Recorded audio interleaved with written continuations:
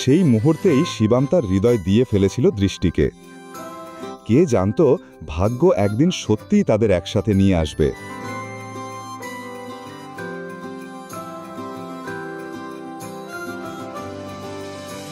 এখন আমার কথা শোনো, না হলে মুখ ভেঙে দেব। এখান থেকে বেরিয়ে যাও। শিবম নিজের ভাগ্যের জন্য ভিতরে ভিতরে কাঁদছিল। ও সেখান থেকে চলে যেতে যাচ্ছিল, ঠিক তখনই একটি কালো গাড়ি এয়ারপোর্টে এসে দাঁড়ায়, যেখান থেকে শহরের সবচেয়ে বড় ব্যবসায়ী নিতিন রায়জাদা বেরিয়ে আসেন।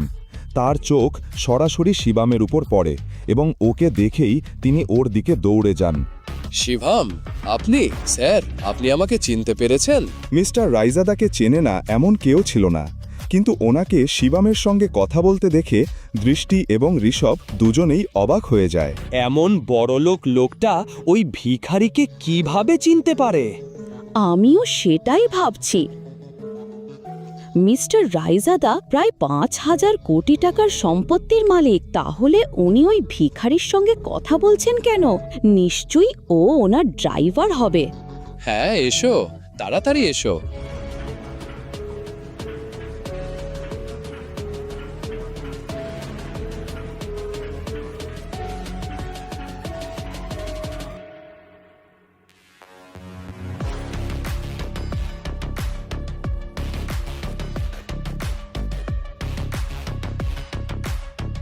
এরকম মজার নাটক পেতে আমাদের চ্যানেলটা সাবস্ক্রাইব করে রাখবেন।